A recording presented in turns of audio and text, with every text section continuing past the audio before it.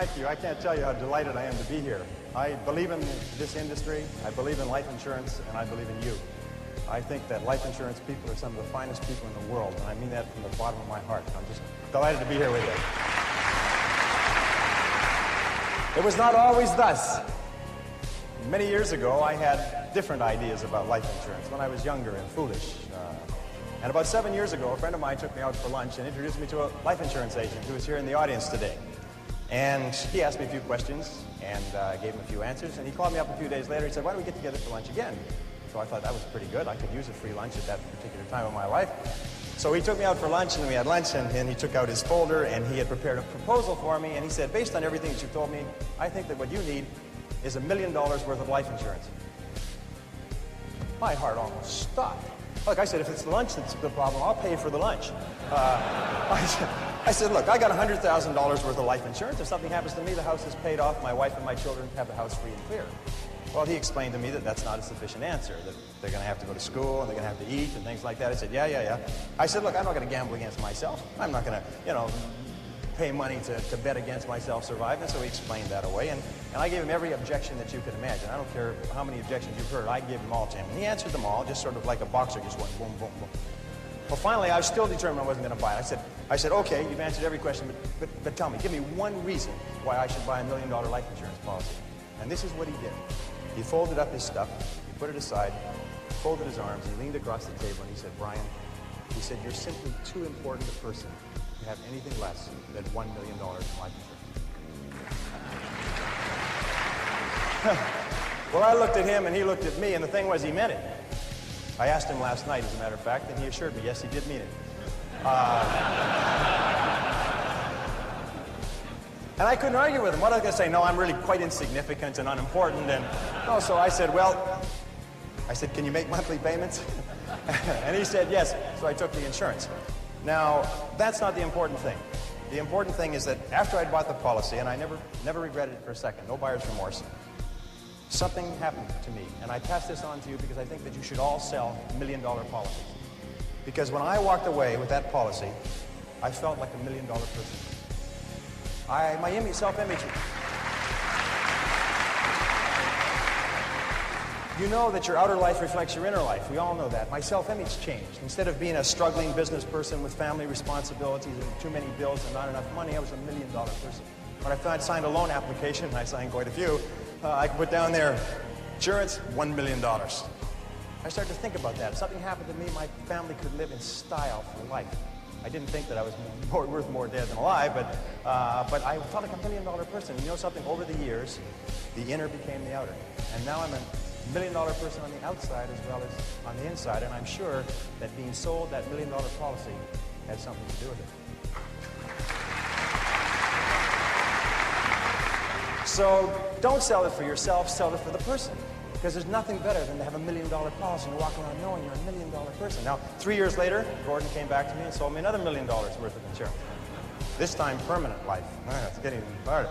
But I want to tell you how much I believe in this industry. Last night, I just paid the deposit check for $2 million more of life insurance. I think it's an institution. Wait. I believe in life insurance. Anyway, did you ever stop and ask yourself, why is it that some people are more successful than others? Why is it some people make more money, live longer, have better relationships? While the great mass of men, as Thoreau said, live lives of quiet desperation. When I was 15, I set out on a lifelong journey to find the answer to that question. Why are some people more successful than others? You see, when I was growing up, my family never seemed to have enough money. My parents grew up during the Depression, and I heard the same things over and over again throughout my childhood. We can't afford it. We can't afford it. We can't afford it. I don't know if you heard that when you were growing up. It seemed to be the national anthem. I was not a great student. I passed out of high school when I was 18. I say passed out because, rather than graduated, because that's what happened.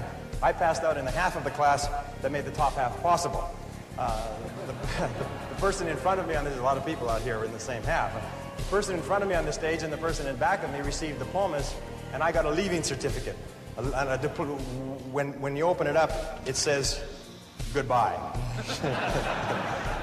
And that's what they meant, goodbye, don't ever come back. Anyway, since then, I've traveled and worked in more than 80 countries on 6 continents. I've sailed on all the great oceans. I've been around the world 2 or 3 times. I became fluent in French, German, and Spanish. as well as learning to get along in several other languages. When you need to eat, you learn. Anyway, I started off as poor as I could be, searching for the secrets of success.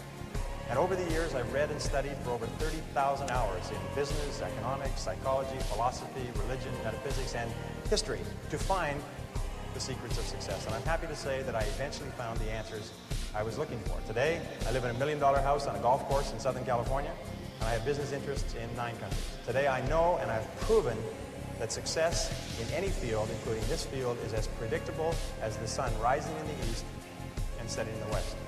And my purpose in speaking with you today is to share with you some of the most important things I've ever learned. However, as Aristotle once said, you can't teach a person something that they don't already know. You're already high achievers and great successes in your careers. You're already the cream of your profession. So many of you already know what we're going to talk about, and the rest of you will recognize these principles as soon as you hear them. About 5 years ago, I met a wise and wealthy man who had spent his entire life studying success. And he'd reached a clear conclusion concerning the reason for success in life and especially in business. He's dead now, but I'll never forget what he told me, because I immediately recognized that he put the finger on my reason for success and yours, as we'll talk about in a minute. He said the key to success was to set a goal and then to stay with it until you achieve success in at least one important thing. He said that your subconscious mind will then accept that success experience and store it as a pattern, like a template. And then from then on, your subconscious will drive you and direct you and guide you to repeat the pattern of success in other things that you attempt. Another way of saying it is that nothing succeeds like success. Psychologists have demonstrated that achievement brings you a natural high. Once you've experienced your first great success, then not only are you unconsciously programmed to repeat it, but nothing else will ever give you the same wonderful sense of satisfaction. All high achievers know that. Anyway, I learned the truth of this idea many years ago when I first started traveling. I spent 8 years traveling around the world. And in many ways, a trip or a journey is a metaphor for life. My first big trip was that, and much, much more. It had such an enormous impact on me that I've never really gotten over it. My whole life has been different as a result of what I call the Sahara crossing. Let me tell you about it. When I was 18, 3 friends and I decided we'd go off and see the world. We were well out of high school, and we were laboring in sawmills on the West Coast. This is in 1963, and a lot of our friends were heading for Europe to travel around with backpacks. So we decided to do something different. Nobody else was going to Africa, so we decided we'd go to Africa. Of course, it never occurred to us to ask why it was that no one else was going to Africa. And that was our first mistake. After working and saving for a year, the 4 of us piled into an old 1946 Chevy and drove out of Vancouver, bound for Montreal via Toronto. Actually, we just passed a couple of blocks from here on our way on that trip. It was late at night when we left. It was pouring rain. We were all 20 years old, and we were off to see the world. Anyway, I learned later that almost every great venture begins with an act of faith, like driving into the dark, into the unknown. In a way, nature protects us by shielding us from knowledge of the difficulties and obstacles that lie ahead. Because if we really knew all the problems we would face, the setbacks, the suffering, the temporary failure, and the disappointments, many of us would hesitate about ever even starting out at all. And our plan was to drive across country to Montreal, get jobs on ships to work our way across the Atlantic, and then head south across Europe to Africa. Pretty basic plan. However, as it happened in Montreal, one of the guys decided to give up and go home, and so he left us. Well, that left 3. The other 2, after 1 day, still remember that, after 1 day of looking for work on the waterfront, decided to quit. Decided to quit trying and to spend their limited savings to pay their way across the Atlantic, rather than to work their way. I tried to talk them out of it. I told them that quitting is a habit. If you quit the first time you run into difficulties, you'll always quit when the going gets rough. You will, in effect, establish a pattern for failure rather than a pattern for success. But their minds were made up, so we split our savings and they took passage on a ship to England. I worked on a construction site in Montreal, hauling heavy things for the entire winter, and then I got a job on a Norwegian freighter out of Halifax in late February and arrived in England in mid-April. As I had predicted, my friends had quit and stayed in England working at odd jobs. However, we soon made up, good buddies again. Once more, we headed for Africa. At this time, all we had was an 8.5 by 11-inch page about this size that had Europe and Africa all on the same map, on the same page. And it seemed to be a very simple thing to go from London, which was up here, to Johannesburg, which was down here. And it's just one page. And I mean, we sort of drew a straight line, and we thought, well, oh yes, there was a little orange part right across sort of a band right through the middle there called the Sahara Desert. But we thought, well, we'd just whip over that and get down to the green part on the map. There's no problem. I'm without a word of a lie, this is true. We didn't stop to think that the total distance was about 8,000 miles. See, we were big picture people. We didn't let ourselves get bogged down with details. We were young and we hadn't learned that it's the details that get you every single time. So we took a train down to London. There we bought bicycles. See, we'd never heard of anyone riding from London to Johannesburg on bicycles, so we decided that we would do it first and become famous. That was another mistake. We soon learned that when you ride bicycles across France in the springtime, you find that the hills are all uphill and the wind is always in your face. So likewise, I found that when you embark on any new venture, you often find the same thing. Everything seems to go wrong, usually at the worst possible time and in the worst possible and most expensive way, like starting a new business or a new career. Anyway, after 2 weeks of grinding along on bicycles uphill the whole way, which seems like a geographical impossibility, but it's true, we said, the heck with this. We loaded the bikes on a train and we rode across France and Spain to Gibraltar. There we sold the bicycles and bought a Land Rover with our last dollar. We had definitely learned why no one had ever crossed Africa on bicycles. It was darn near impossible to cross France on bicycles. Europe on bicycles. Anyway, so now we had a little problem. We were out of money.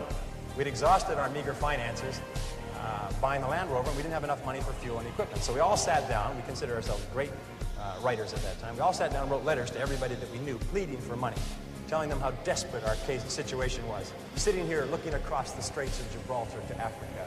All we needed was just a little bit of money to get us over there. Anyway, eventually we got a little bit of money here, a little bit of money there, and then we got one big score. I'll never forget this. An uncle of Jeff's that he'd only seen once in his life sent us 100 pounds. 100 pounds at that time was $300, worth more than $1,000 today. And we were ecstatic. We were saved. So this is another lesson. Nobody ever makes it on their own. One of the great lessons of life. We all need help from others to get over the rough spots on the journey of life.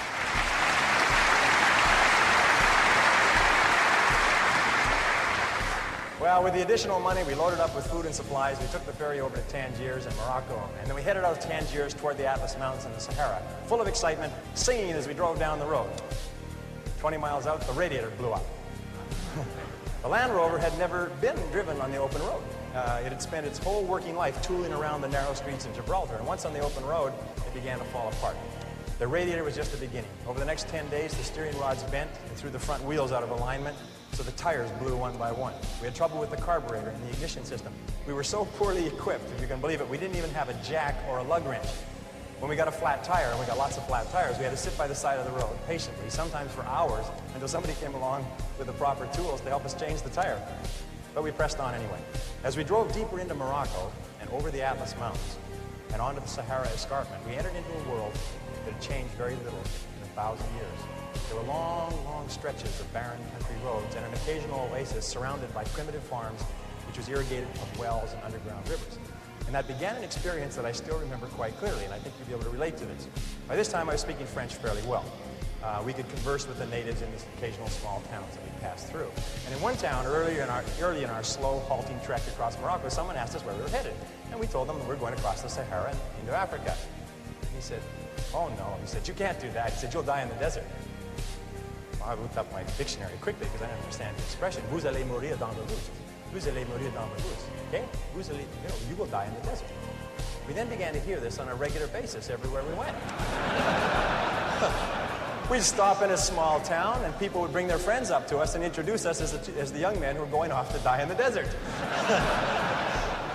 Well, they seemed quite cheerful about it, but after a while, we found it kind of irritating. I mean, and by the way, these were not your average Arabs. These were Bedouin and Tuareg. These were desert people, members of tribes that lived in the Sahara for 1,000 years. I mean, they were in a position to know what they were talking about. And I learned a valuable lesson from this. I learned then, and for the rest of your life, whenever you try to do something out of the ordinary, people will line up to tell you that you can't do it, why you can't do it, that you'll lose your time, you'll lose your money, that you will, in effect, die in the desert. Even people who should know better will try to discourage you. To achieve anything greater worthwhile, you must train yourself to rise above these people, ignoring them and pressing on towards your goal regardless.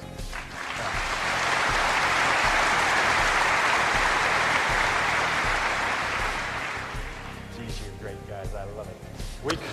We crossed from Morocco into Algeria and drove south to the town of Adrar on the edge of the Sahara. By this time, our vehicle was falling apart. And with the cost of repairs and gasoline and food, we'd almost run out of money again. One of the guys, sick from dysentery, decided to give up. He took his money and his belongings and he hitchhiked to the Mediterranean, 500 miles north and then back to England. That left two of us. We began wondering, what are we doing here? We were two young men, 20 and 21 years of age, thousands of miles from home, sick, tired, and almost broke, with thousands of miles ahead of us. We couldn't even remember why we started out in the first place, except that we had set it as a goal. And we were too dumb to change it. Anyway, but one of the things that kept us going was a book of poetry by Robert W. Service. Robert W. Service had driven an ambulance in World War I, and he'd written poetry to cheer up the soldiers in the trenches on the Western Front. And there was one poem that we read over and over. It always gave us a boost in the determination to go forward. It was called Carry On. And it started like this. It said, "It's easy to fight when everything's right, when you're mad with the thrill and the glory. It's easy to cheer when victory is near and wallow in fields that are gory. It's a different song when everything's wrong, when you're feeling infernally mortal, when it's 10 against 1 and hope there is none. Buck up, little soldier, and chortle. Carry on, there isn't much punch in your blow. You're glaring and staring and hitting out blinds. You're muddy and bloody, but never you mind. Carry on. You haven't the ghost of a show. It's looking like death, but while you've a breath, carry on, my son, carry on." Well, by this time we were in the Sahara, the largest desert on Earth. It stretches across the Tropic of Capricorn from the Atlantic Ocean to the Red Sea, more than 5,000 miles. And the part that we faced, dead ahead, was the Tenezret, the emptiest single stretch of the Sahara. 500 miles of nothing. Not a fly, not a blade of grass, as flat as a tabletop. 500 miles. The enormity of what we had embarked on finally began to sink in. We learned that more than 1,300 people had perished in the Tenezret in the last 20 years. 42 vehicles had broken down in the desert, and many of their drivers were never seen again alive. By this time, Jeff and I were once more out of money. All our tires were scraped bald and they needed to be replaced. We needed additional tanks so we could carry enough gas and water for the crossing. We needed tools to do repairs. We needed a jack and lug wrench so that we could change tires, obvious. For 3 weeks, we stayed in a drawer. Jeff hitchhiked north to Algiers to wire for more money, more creative writing, while I sold all our supplies except for a bare minimum. With that money and by stripping abandoned vehicles, I got the Land Rover repaired and properly outfitted with reasonably good tires, a reserve gas tank, proper tools, and supplies for the crossing. It's amazing how enterprising you become when your survival is at stake. By the way, this story took place 24 years ago today.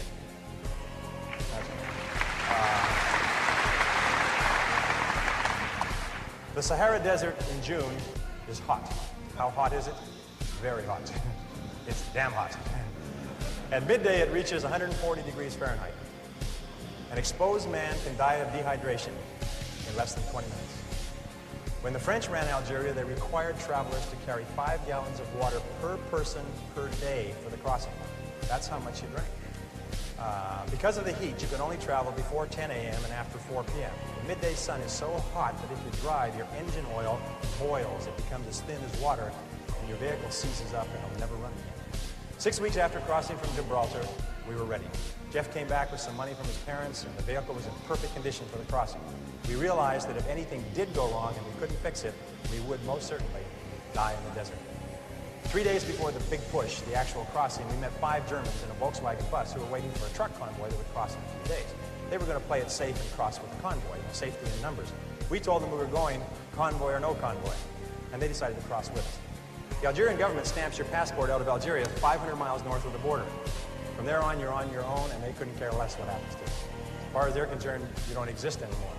So we set out, and I'll remember this clearly, we set out at sunset on a Thursday following La Piste, which is a French word for track, a very accurate word, track, that led straight south across the desert.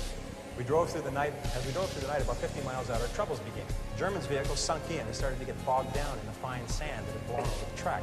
And it also began to break down mechanically. It started getting sand in the carburetor and everything, and it began to delay us hour by hour. We had to get across the 500 miles in 2 days, or we'd be out of water. So we pressed on as fast as we could. But over and over, the German vehicle got stuck, and we had to stop and drag it out with our 4-wheel drive Land Rover, losing time and using precious fuel. Jeff and I took turns driving the Land Rover while the German vehicle drove parallel with us across the flat wasteland. And we kept ourselves motivated by quoting the poem, Carry On, back and forth to each other.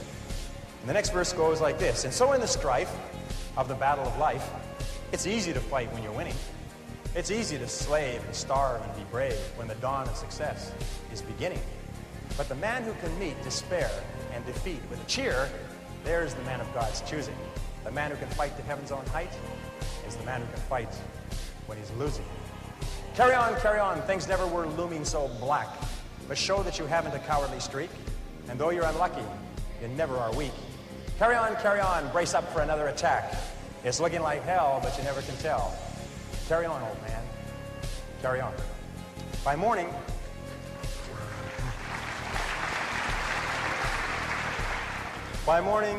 we had only made 150 miles, and we were all exhausted and a bit tense.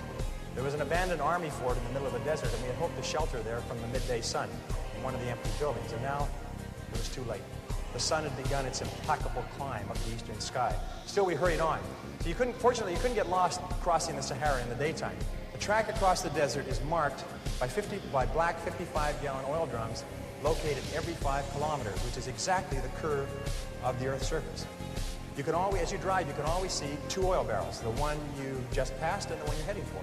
So all you have to do to cross the biggest desert on Earth is to take it 1 oil barrel at a time. Of course, traveling at night, if you wander from the east, if you wander from the track, you can get lost in the desert and drive until you run out of gas. And many people have died that way. As we would approach each oil barrel, it was really neat. As we approach each oil barrel, we come to this oil barrel, we just come parallel with it. The next oil barrel would just pop up on the horizon. And as we would pass this oil barrel, the one behind us would fall off the horizon, as though it had been shot in a shooting gallery. Really neat. So in the years since then, I found that you can achieve almost any goal you set for yourself if you simply take it 1 oil barrel, 1 step at a time.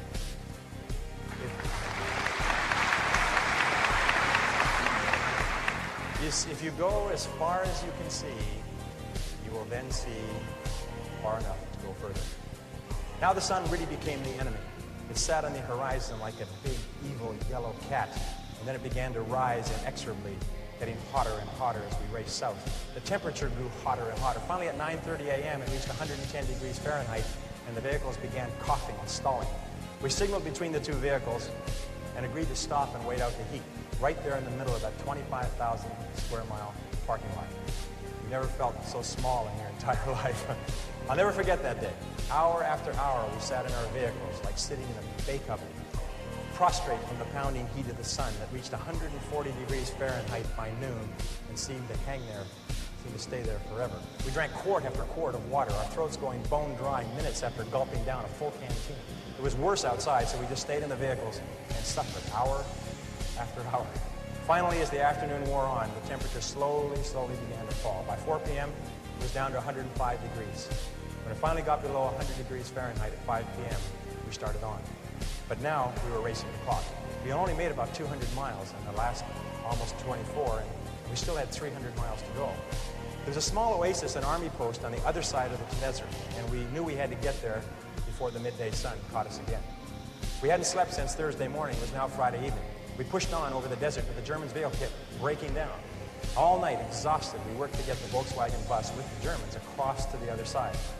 We were both desperate and scared. We knew that we could not last another day. Our water was almost gone.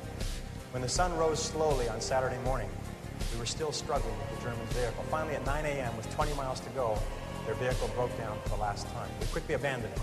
We loaded the 5 Germans in the back of the Land Rover and headed for the fort and the oasis. An oasis, by the way, is a place where there's one well with a bucket. That's an oasis. It was further than we thought, but we made it just before the heat forced us to stop. We were all aware of how close we had come to actually dying in the desert. Those Arabs knew what they were talking about. So we sat out the heat that day in a native hut near the fort, and then we went back that evening and towed the Volkswagen bus into the army post. We had done it. We were over the Sahara. We hadn't slept for...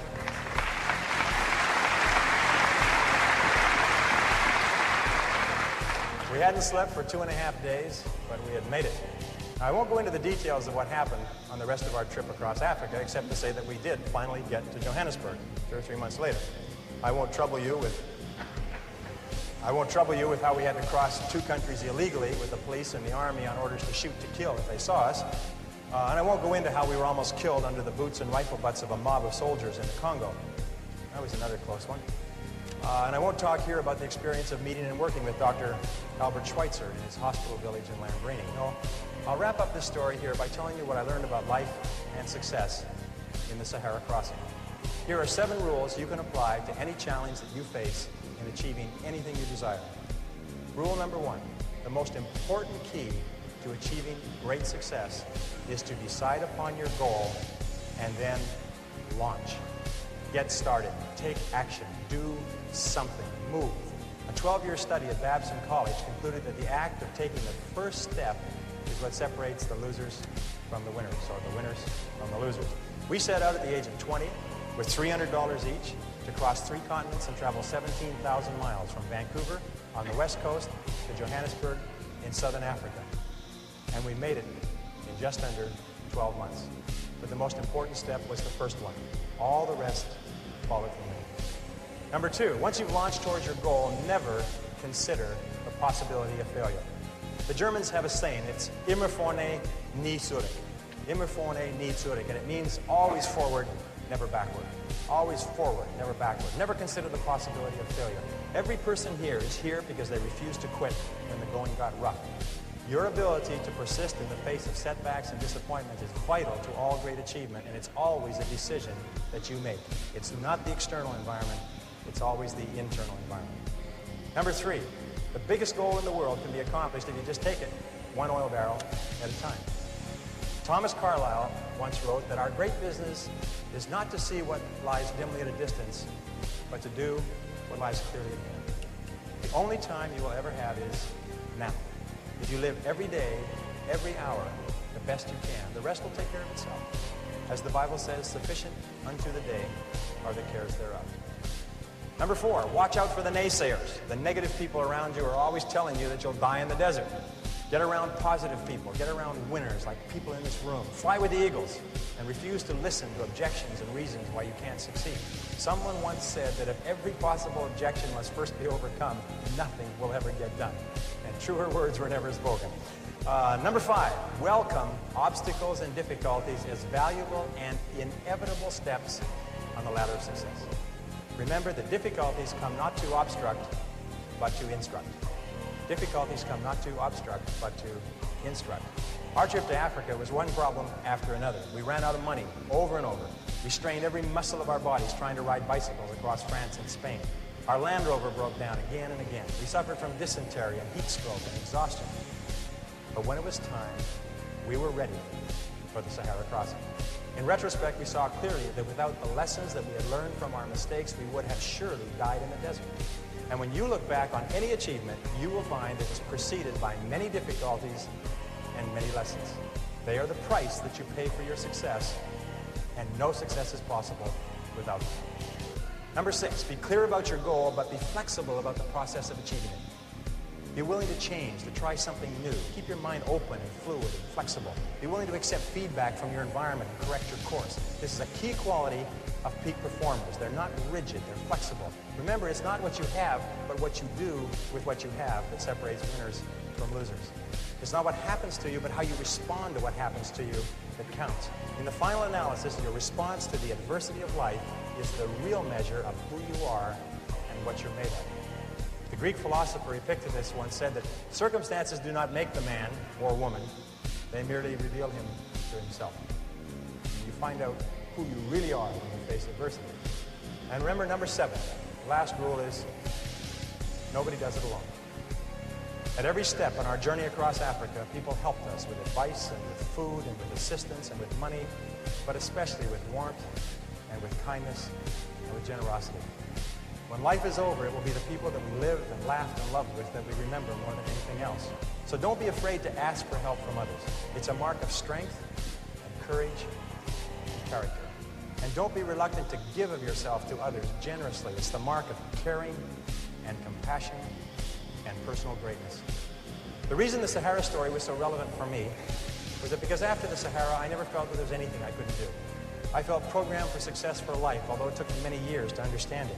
And the reason why this story may be of interest to you is because I believe that everyone has a Sahara to cross, perhaps more than one. Many of you are crossing your own Saharas right now. Everyone eventually goes through periods of great difficulty, their own private hells, their dark nights of the soul. But it is by facing whatever life gives us with courage and determination that we grow more surely toward the stars. Let me leave you with the last verse of Carry On. There are some who drift out in the deserts of doubt, and some who in negativity wallow. There are others I know who in piety go because of a heaven to follow. But to labor with zest and to give of your best for the sweetness and joy of the giving, to help folks along with a hand and a song, why there's the real sunshine of living. Carry on, fight the good fight and true. There's big work to do. Believe in your mission, greet life with a cheer. There's big work to do, and that's why you're here. Carry on, let the world be the better for you. So at last when you die, let this be your cry.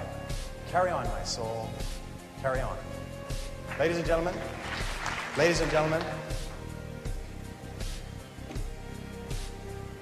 if you will resolve with whatever life hands you to carry on, there is nothing that can stop you from achieving the greatness for which you were created. Thank you. Here.